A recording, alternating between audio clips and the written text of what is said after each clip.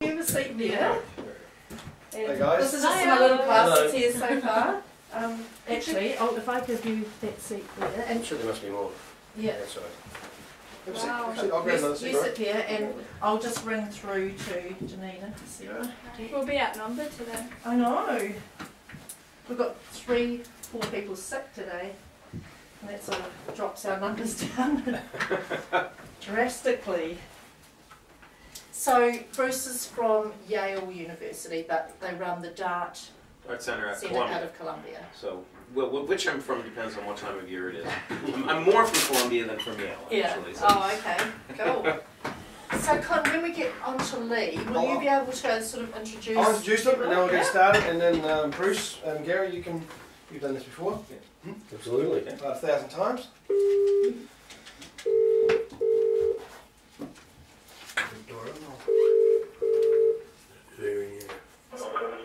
Good morning, Lee speaking. Hi, it's Dale here. Hiya. I'm just going to pass you on to Con, and he's going to introduce our guests, and then we'll just sort of kick into a bit of a discussion. Okay. Okay. Thanks. Hi Lee. Morning. Hi. Here with us we've got Bruce Shapiro, who is the director of DAT. The Dart Center for Journalism Yep. and Trauma. DAT Centre for Journalism and Trauma, and with him is Gary Tippet, who has been working for, has been part of DAT for Since 2004. Since 2004, and has been a senior writer for the Age for the last 20 odd years. What DAT does, I think the easiest thing is probably for Bruce to introduce it and let you know, and then you guys can, everyone can put in questions after that. Sure. So you guys, can you hear okay? Yeah. Cool. Okay. Well, I'm really happy and actually honored to be here, especially here in Christchurch, where the rest of the world is learning from you guys how to do good journalism under very difficult circumstances. It's really important.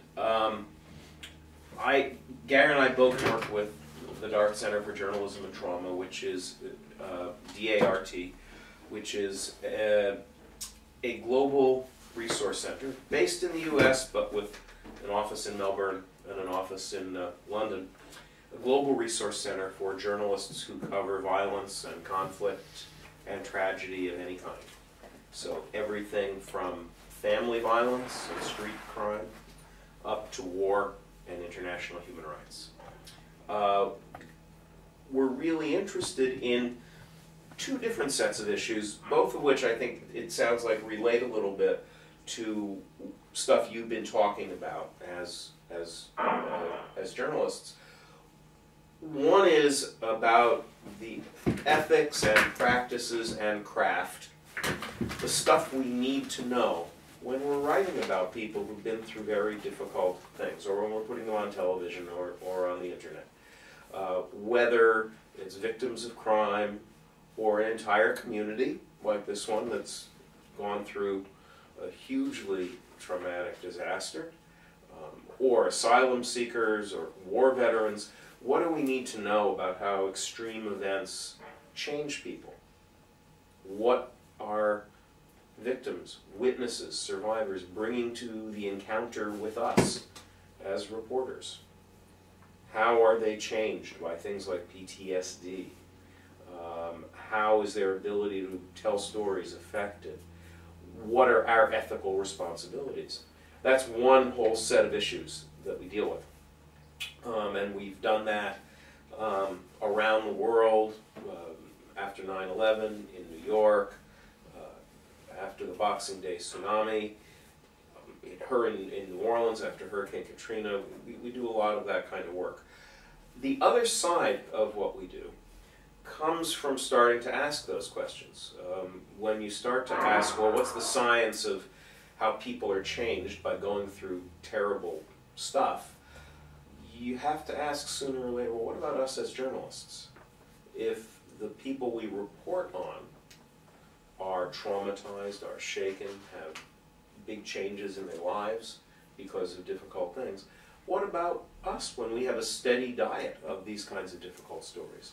What do we need to know in order to stay healthy while covering difficult stories. How do we know the difference between being distressed, upset in a normal way, and when we're really in trouble? And how do we get help? What do we need to know as journalists in order to keep doing this difficult work?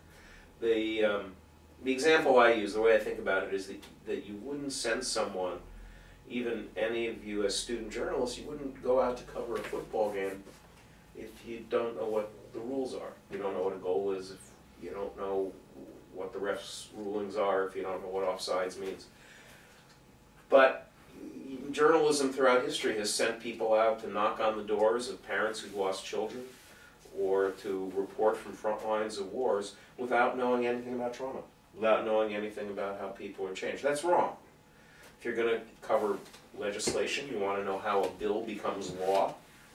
If you're going to cover trauma, you need to know something about the psychology and the impact of these events. So that's what we do. And Gary and I met because he came to one of our programs, a week-long fellowship program, as a reporter at the Age who does a lot of this kind of stuff. So you want to talk about that? Did. You're still in the present tense. You're still collecting a picture. 3 more days to go.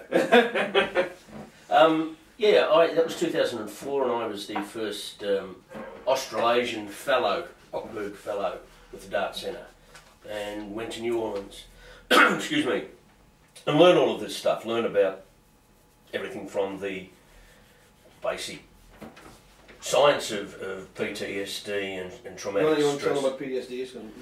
Post-traumatic stress disorder, a higher form of damage from being exposed to trauma, and to interviewing techniques with people that have gone through traumatic events, all of those sort of things.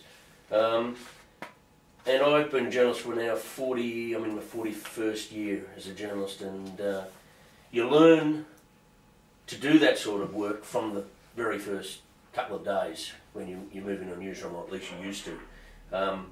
I spoke to a bunch of country journalists a couple of years ago and asked them whether, when they decided they wanted to be journalists, whether they thought that probably one of the first jobs they would have would be to knock on someone's door, some grieving parent's door, and ask them to tell you about the child that was killed in a car accident or was murdered.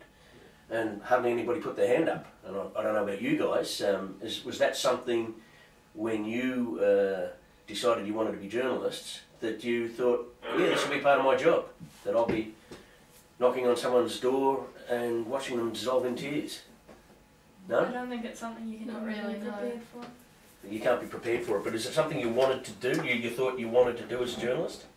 Never really thought about it until Con sort of mentioned it and started bringing it up, and then it sort of made you think about the tougher side of journalism that you have to deal with. Exactly, and I don't think any of us really expect that that's going to be one of the earliest jobs we get, because it's the young journos who find that they're sent out on those jobs, and they go, as I did, totally unprepared. Excuse me.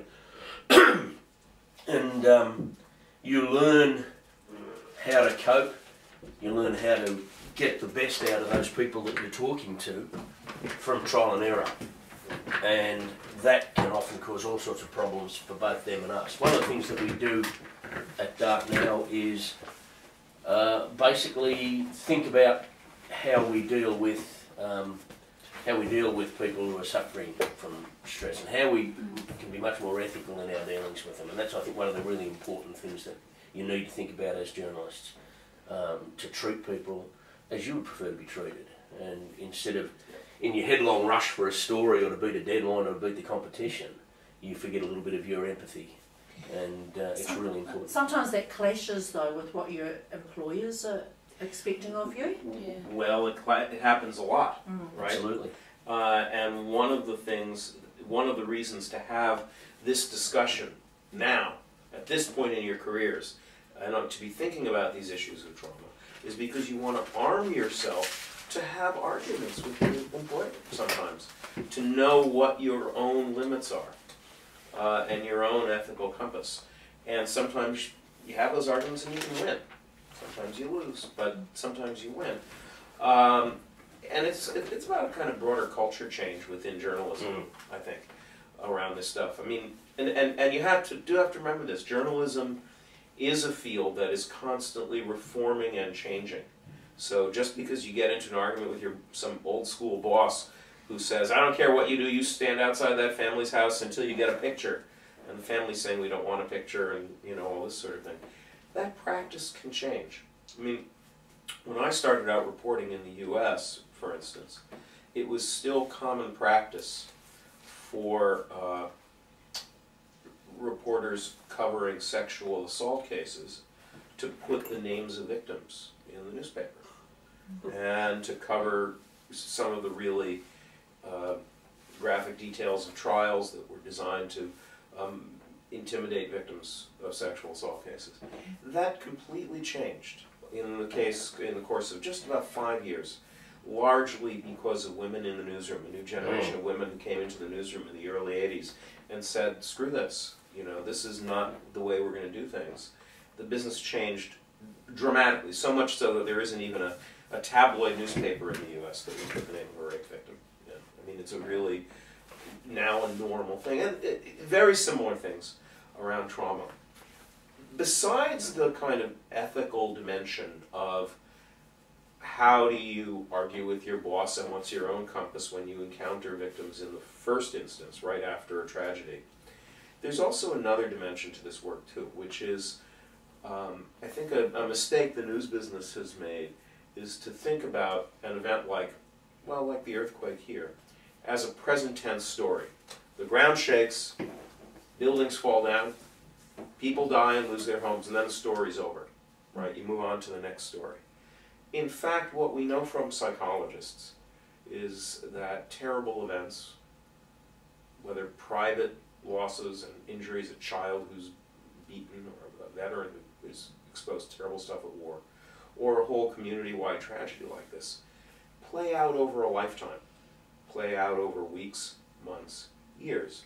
You guys are privileged, actually, to understand that as journalists because of what you've been through here. We spend a lot of time talking about how, well, reporting historically has been very good if you think about news as the act one of an event. You know, if there's a bushfire, if President Obama comes and gives a speech here in Christchurch, I could send any of you out to cover it and you would know what to do. But how do you tell the story of how an event plays out over time? The recovery of a community from an earthquake, the struggles that people have to come to terms with change, the fact that some people may have psychological changes, may not be able to sleep, may not be able to concentrate, that some families may end up with huge stress as a result. These are big stories. It's the act two of events. How do we put act two on page one? I think it's part of the news agenda. It's not just how do you deal with people better, it's also what do we write about as journalists. If you're writing about, you know, asylum seekers from Cambodia or Indonesia or almost any place that people are going to be seeking asylum from, they're carrying huge issues with them. How do you put that on the front page in a way that's respectful of them, meaningful to society? Right? These are important stories. Do you think when a journalist is sent into a situation, say there was an earthquake in America and we were sent over there just to like parachute journalism, do you think that the journalist is not traumatized as much? Well, there's some data on this. I mean, there's actually been scientific research on this. It's a really, really good question. First of all, we all bring a different package to a single traumatic big event, to a 9/11, say, or to the earthquake here. There's genetics. People's response is affected very much by genetics, by biography. If you've had a lot of earlier trauma in your life, for instance, you're more vulnerable to psychological injury, to post-traumatic stress disorder or something if you encounter a story. And that's just something to know. But another piece of it is that I do think that while a journalist who parachutes into a difficult situation can be very vulnerable because you're witnessing horror, no matter what. It's different for people who can't leave, for whose community it is. You know, that's you folks here. Coen was just saying today that you go from corner to corner and there are these moments of constant grief when a restaurant or a pub or a place where your family did something just isn't there anymore. That's different for local journalists. It's also different for local journalists when they're really at risk. I've been spending some time lately in Mexico. And while Mexico is, it's in general the most dangerous country in the world for journalists right now, it's especially true for reporters who work in these little towns near the border, where not only are they subject to threat by the mafias and whatever, but their families are constantly at risk. So their emotional risk is much higher. There's no escape. And I have a lot of respect for people who keep working under those circumstances. So it's a somewhat different story. On the other hand, the other side of it is when you're a parachute journalist, there's a big risk that you go and cover something difficult and horrible and it kind of screws you up a little bit, haunts you. But because you've left, you don't talk to anybody about it. And you carry it within you. That's very dangerous.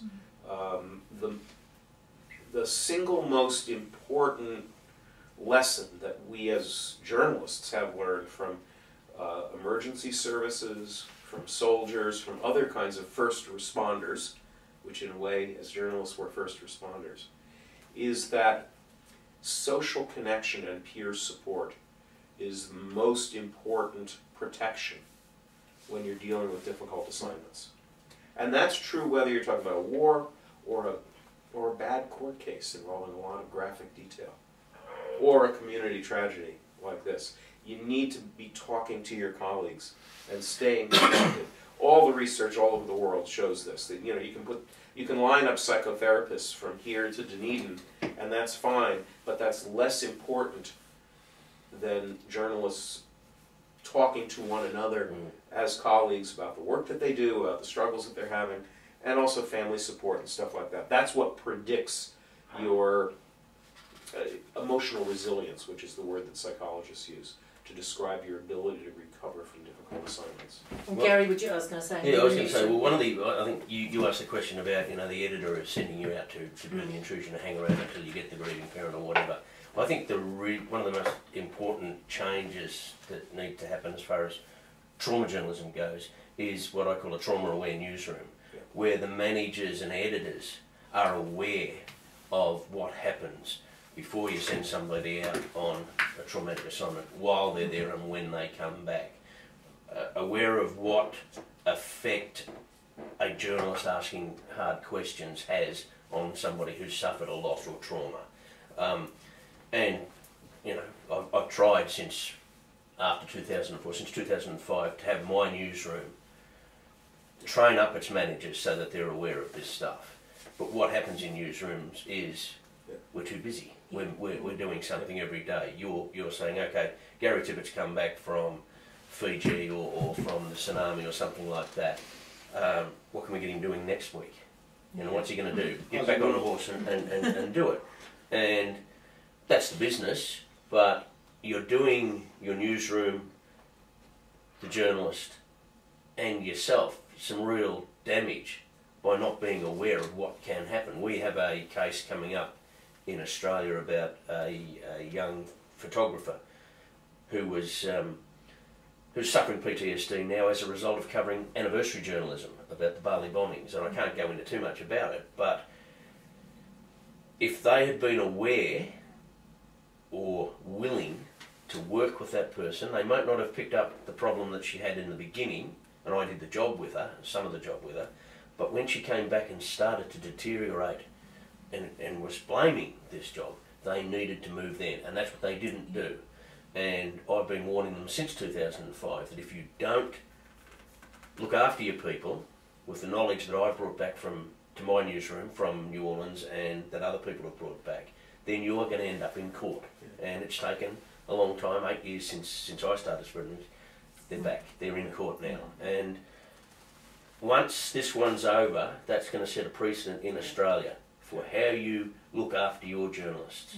It set a worldwide precedent. It's actually the first case anywhere in the world that's going to trial, assuming it still does. That's so. And that's scheduled in November, and that could end up in the company paying, if she's successful, massive damages, and set the precedent. Yeah. But they've been told. Yeah. But the main thing is, if you're a manager, you ought to be just looking after people who work for you or under you in a humane and empathetic way anyway. You shouldn't have to worry about the consequences for the company as far as a suit goes. This is how you not only look after your people, but how they will do better journalism, from being aware of everything that's involved in covering trauma or going to a disaster and looking after themselves while they're there, and things like hydration, eating properly, getting sleep in particular. Competitive sleep deprivation they talked about when I was in New Orleans, where everybody's working for 15, 16 hours a day, drinking for another 3 or 4 hours, going to bed and then doing it all over again. And it will kill you. It messes you up, and you can't do good journalism if you're like that. Because very much of the earthquake here, I mean, people were covering the story and then going home To deal with trauma. traumatic Absolutely, and they're still doing it now, aren't they, with insurance battles and things like that. Well, and there's let me introduce a couple of ideas that are important both for your sort of craft and ethics issues and also on this self-care thing in terms of understanding trauma. One is that as human beings, we both are, and as journalists especially, we have a complicated relationship to violent and traumatic events. We both rush toward it. We're fascinated by it. I love it. We love it. And there's nothing wrong with that. That's part of it. That's why we're on Earth as journalists. To cover stuff, we're attracted by it. And yet, we're horrified by it. We're repelled by it. We avoid it. Right? You go through life not thinking most of the time about the really terrible stuff that the world can deliver. You can't cross the road out here unless you ignore the fact that some, couple of 1,000 pounds of metal is actually going to pay attention to the red light and stop and allow you to cross the road. This is a miracle of the social contract. There's no reason for this to happen. So, we rush toward violence and tragedy, but we also avoid it, which we need to. And our readers, our viewers, our downloaders have the same relationship. They are fascinated by the stuff we put on the front page, and yet it bothers them, and they avoid it. And that's fine, that's good, that's normal. Trauma escalates that approach and avoidance thing. It's all about events that are so big, whether they're in the privacy of a home or out in the street, events that are so big that you, on the one hand, you can't stop thinking about them. The memories come when you don't want them to. The anxiety comes when you don't want it to. And on the other side of it, your mind just refuses to think about it, it pushes away, and you go numb and you shut down. People who are deeply traumatized, including many of the people we report on, are caught between wanting to shout their story to the stars, not being able to escape it, and being completely closed off from themselves in order to avoid being overwhelmed. And that's the essence of trauma. This idea of PTSD, of post-traumatic stress disorder, it's a psychological diagnosis, and I'm a journalist, not a psychologist, but as a journalist there's a lot in it for us, because what psychologists have learned, and this began in the 60s with looking at Vietnam veterans and with women who'd been beaten in their homes or sexually assaulted who had certain common problems. What psychologists tell us is that these huge, overwhelming events affect people's memory. You get intrusive memory that won't go away, that interferes. They affect people's ability to control their own emotions. People stay often very agitated or can't concentrate or get angry more easily. And they, on the other hand, create a kind of withdrawal or numbing. When all three of those things are present at the same time, a psychologist will say that's PTSD. We don't need to worry about diagnosis, but we do need to think about the implications of that for us as journalists. Our sources, well, we rely on their memories. We rely on their ability to concentrate and trust and not get angry every time we sit and take a note or ask a question, or just trust enough to sit and do an interview. Right? We rely on their connection with the community and us, but also as journalists, we rely on our ability to concentrate and sleep and get along as colleagues. We rely on our memories profoundly, and we rely in particular on our empathy. And if we are injured to the extent that that you lose those things, people get profoundly damaged as journalists. So, because an interesting example at the DART conference in Adelaide last year, you can probably recall from that BBC reporter who went back for an anniversary, report in a place in Uganda, I think it was, of a massacre. Remember that story? Salisari. oh, it's, no, it was Helen? No. I think it was. Well, she wasn't. No, she wasn't. It wasn't. Oh no, it was. Rwanda. No, it doesn't matter. One of those. It was yeah. And just correct me if I'm wrong, but basically the person went back to report on the place. Something happened 5 or 10 years ago, and basically she ended up reporting. She had a complete flashback and reported what actually happened 10 years ago. Oh, yeah. She relived it completely, Yeah. Mixing up the stories. and she completely mixed up her stories from the past and from now. So Yeah. and she didn't even know that she had it. It can interfere with your news judgment profoundly. So it's now the other side I need to tell you is that if you do find yourself dealing with these kinds of issues, it's not a death sentence. These are actually very treatable, and that's why it's important to talk about it if you're worried about it. Here's the deal on PTSD. Of all of the many diagnoses in the big psychiatrists' manuals, post-traumatic stress disorder is one of the worst if left untreated. It's a self-replicating cycle of approach and avoidance, arousal and numbing that just can go on for a lifetime. But it's also one of the most successfully treated. They really know what they're doing with it. There's exposure therapy where you talk about an event you were at. There's a whole bunch of different approaches. But actually, it's something that can get better with help, gets worse without help in general. So that's something to know about. It's also worth reminding people that it is at the far end of the likely effect that you're going to have. The great majority of journalists are resilient people. They will find ways to cope, especially if they talk with their colleagues, their family, and have other interests. We're a resilient tribe, and it's you know, it's not a death sentence either. You're more likely not to be severely traumatised by doing this sort of work by a factor of many than you are of being traumatised. But you ought to be aware of. And in fact, there's a positive side. I mean, the psychologists will say that one of the things that puts people at risk of being traumatized is if they have a sense of losing control during an event and stuff like this. As journalists, we have the great privilege of having a job to do during a crisis, of going out and finding facts, of talking to people, and then of making sense of it, of framing stories that make sense to us and make sense to our listeners and viewers and readers and downloaders. Right? This is a huge privilege, but it's also a source of resilience and strength.